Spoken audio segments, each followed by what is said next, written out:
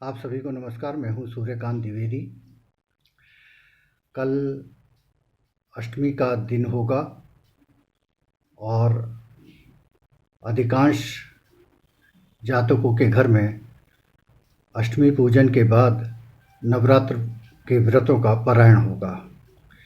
चूँकि कोरोना काल चल रहा है, इस कोरोना काल में बहुत बड़ी मुसीबत हमारे सामने है कि संक्रमण की वजह से अधिकांश घर बीमार हैं और कन्याएं नहीं मिलेंगी।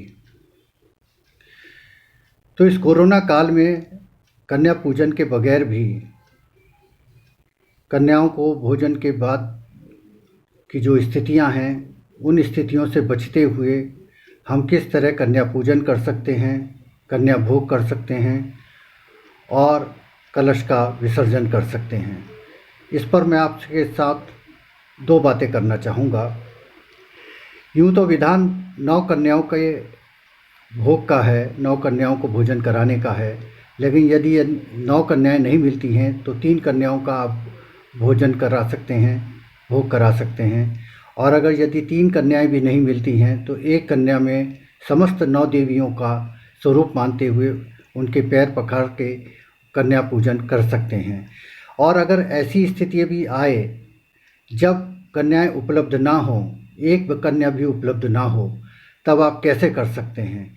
इसका बहुत सीधा सा विधान है कि आप एक थाली में 9 बिंदी लगाइए, रोली चावल से पूजा कीजिए और उसके बाद सूखी मेवा, पंचमेवा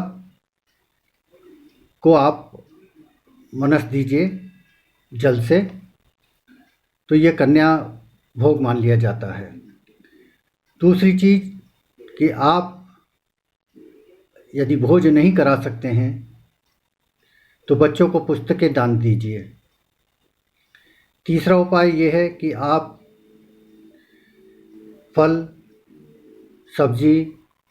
सब्जी में मूली ज़रूर हो, हरी सब्जियां हों, वो आप गौवंश को, गायों को खिला दीजिए। ये भी कन्या पूजन जैसा ही आपको लाभ मिलेगा इसका। चौथी चीज़ ये हो सकती है कि यदि ऐसी स्थिति आए कि लॉकडाउन है, 10 तरीके की परेशानियां हैं, कि ये भी स्थितियां नहीं बन पा रही हैं, तो आप कन्या पूजन कैसे करें? तो ऐसी स्थिति में आप कुछ मत कीजिए और उनके निमित्त कुछ पैसे अपने पूजा स्थल पर रख दीजिए। जब स्थिति नॉर्मल हो, जब स्थिति सामान्य हो, तो वह उन पैसों से आप आटा या गेहूं किसी गरीब परिवार को दे सकते हैं या मंदिर में दान कर सकते हैं। क्यों? अन्नदान से बड़ा कुछ नहीं होता। अन्नदान को कन्या पूजन के बराबर माना गया है। इसलिए आप सूखा आटे का कट्टा, ये आप कहीं दे सकते हैं। ये कन्या पूजन के कुछ नियम हैं। दूसरी चीज़ कि 1 साल से कम की कन्या को ना जिमाएं और 9 साल से ऊपर की कन्या को ना जिमाएं। इसका विशेष ध्यान रखें। अब बात करते हैं कलश विसर्जन की। कलश विसर्जन के लिए आप यथासंभव देवी माँ की अग्यारी कीजिए, कन्या भोज कीजिए और उसके बाद सर्वमंगल मांगल्ये शिवे सर्वार्थ साधिके का जाप करते हुए आप सबसे पहले देवी माँ की आराधना कीजिए, क्षमा याचना कीजिए कि इस अवधि में हमसे जो कुछ बना, हमने आपके व्रत किए, आपका पाठ किया, और यदि हमसे कुछ भूल हो गई हो तो देवी भगवती हमें क्षमा करें।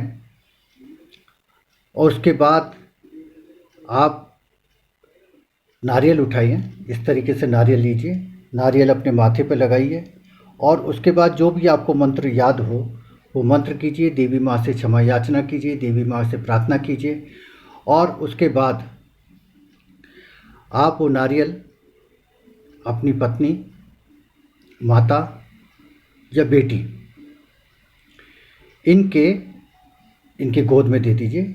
चुनरी लगा के वो लगें और उसमें आप नारियल समर्पित कर दीजिए। उसके बाद देवी भगवती के किसी भी मंत्र से ओम ऐं ह्रीं क्लीं चामुंडाई विच्चे का जाप करते हुए आप वो कलश उठाइए।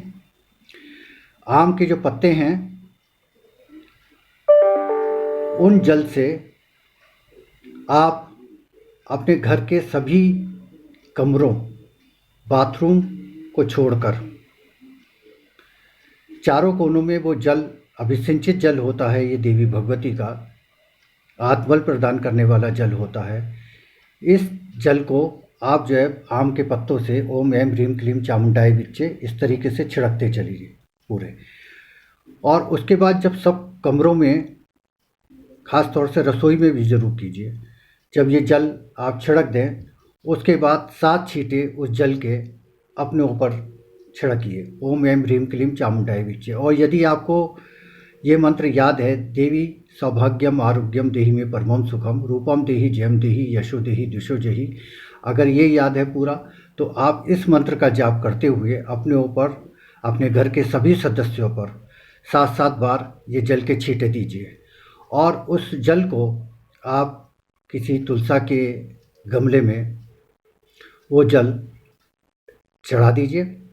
उसमें जल के कलश में एक सुपारी होगी।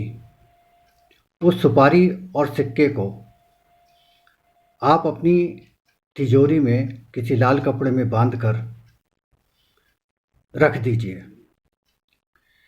ये देवी भगवती का प्रसाद है, ये श्री वृद्धि है, माता लक्ष्मी का प्रसाद है। और हम ये मानते हैं, सनातन धर्मी हैं तो हम ये मानते हैं कि देवी भगवती कैसा भी संकट हो उस संकट को टाल देती हैं, हमारे आय में, हमारे ज्ञान में वृद्धि करती हैं। तो ये सुपारी और सिक्का किसी लाल कपड़े या पीले कपड़े में बांधकर आप अपने तिजोरी में रख दीजिए। उसके बाद जो कलश के ऊपर जो धागा बंधा हुआ है, कलावा बंधा हुआ है, ये कलावा भी 9 दिन में अभिसिंचित हो जाता है। इसमें देवी भगवती की शक्ति प्रवेश कर जाती हैं। उस धागे को आप अपनी दाएं बाजू पर बांध लीजिए, यहाँ बांध लीजिए, या आप अपने गले में पहन लीजिए। ये देवी भगवती का कुछ कलश विसर्जन के एक नियम हैं। इसके बाद आप देवी भगवती देवी मंडप में आकर चरणबद्ध होइए, साष्टांग होइए, देवी भगवती से प्रार्थना कीजिए। और ये विसर्जन ऐसे मत कीजिए। इसके बाद आप 7 बार या 11 बार या 5 बार गायत्री मंत्र का जाप अवश्य कीजिए। और उस गायत्री मंत्र के जाप के बाद, क्योंकि गायत्री की सबसे बड़ी शक्ति है, इसलिए गायत्री मंत्र का जाप करने के बाद देवी माँ से प्रार्थना कीजिए कि आप जिस तरह हमारे नवरात्रों में हमारे घर में प्रविष्ट हुई हैं देवी भगवती, आप अपने स्थान को जाएं और शारदीय नवरात्र में हम आपका फिर स्वागत करेंगे। इन्हीं शुभकामनाओं के साथ आप सबको बहुत बहुत धन्यवाद, प्रणाम, नमस्कार, सूर्य का।